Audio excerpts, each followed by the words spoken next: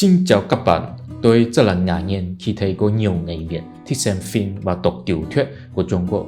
Tại vì đa số tác phẩm Trung Quốc là bắt chước từ Nhật Bản hay Hàn Quốc.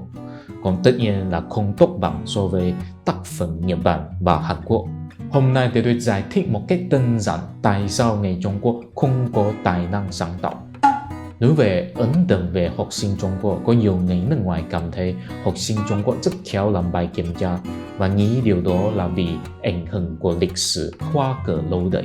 Tôi hoàn toàn đồng ý và có thể tóm lại đầu đuôi xuôi ngựa bằng hai từ khóa: văn hóa kiểu sĩ phu và nhà làm bài.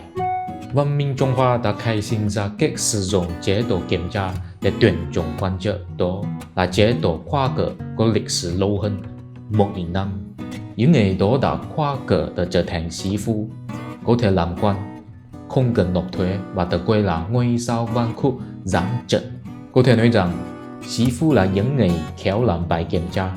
Trong thế giới này chỉ có hai cách để tuyển chọn nhân tài: sự kiểm tra và sự tiến cử. Nếu không phải là trong hai cách này thì chắc là kết hợp của hai cách này. Ví dụ cuộc phỏng vấn mặt đối mặt, tiền mệnh của sự kiểm tra là công bằng nhưng không được toàn diện, còn có thể sẽ bị máy móc.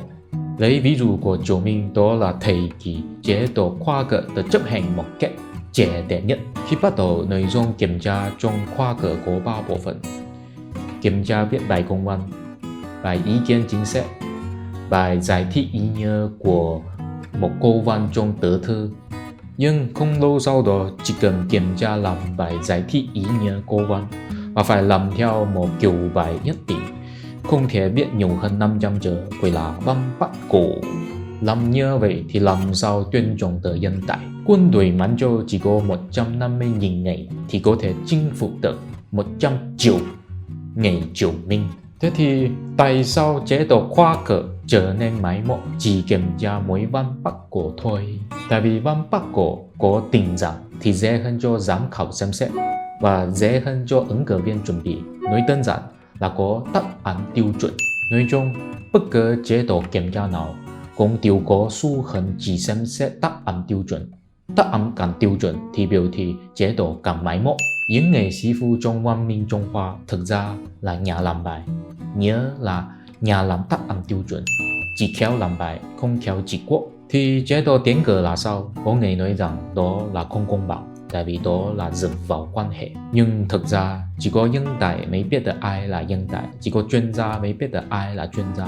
Nếu họ không quen nhau thì làm sao nhận ra được tài năng và trí thức của người khác? Thế thì tại sao Triều Minh không lựa chọn chế độ tiến cử? Tại vì hoàng đế sợ nó sẽ tạo ra lớp sĩ phu phát triển quan hệ bền chắc, không dễ khống chế. Tương tự như vậy, bây giờ chính quyền Trung Quốc vẫn mê tín chế độ kiểm tra trong nhiều mặt, không muốn nhân tài và chuyên gia trong các ngành nghề có quan hệ bền chắc. Ngày xưa Trung Quốc có lớp sĩ phu là nhà làm bài, bây giờ Trung Quốc có lớp người trí thức cũng là nhà làm bài, khéo làm bài kiểm tra, không khéo sáng tạo tác phẩm. Theo ý kiến của tôi, bây giờ đa số nội dung của sản phẩm Trung Quốc đều là bắt chước từ Hồng Kông và Đài Loan hồi trước.